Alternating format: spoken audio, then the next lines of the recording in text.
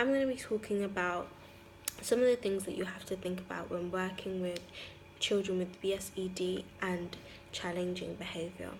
So the first thing I'm going to talk about is health and safety. When looking online for health and safety, I didn't really find that much, not very straightforward things. One of the things that did quite catch my eye was that it said you should think of how you would manage a certain risk.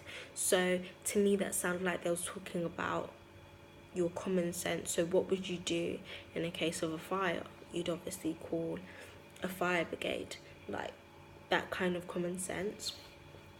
And safety of a child, just always think like if people are running and there's like people riding bikes, you need to think about, oh, this child, you should stay over here while they're riding the bikes, and when they're finished riding the bikes, then you can go over there.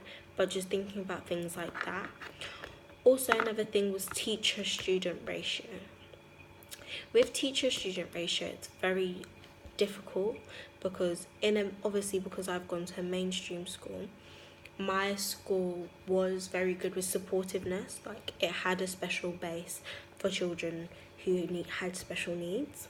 So each child in that base had their own teacher assigned to them to go with them to their class if they really wanted that support, which was really good because that meant that we had our main teacher and we had that support person if we really needed them. Even though they were assigned to a certain person, we were still allowed to use them as well.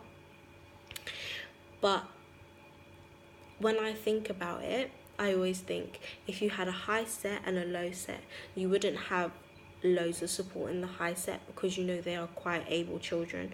You'd have a bit more support in the low set, and also you take things a bit more slower.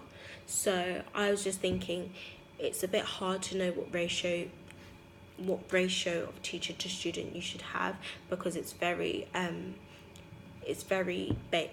based on the kind of class that may be going on, especially because I've gone to a school that is focused on people who have challenging behaviour and BSED, and they only had around 4 children in the classroom.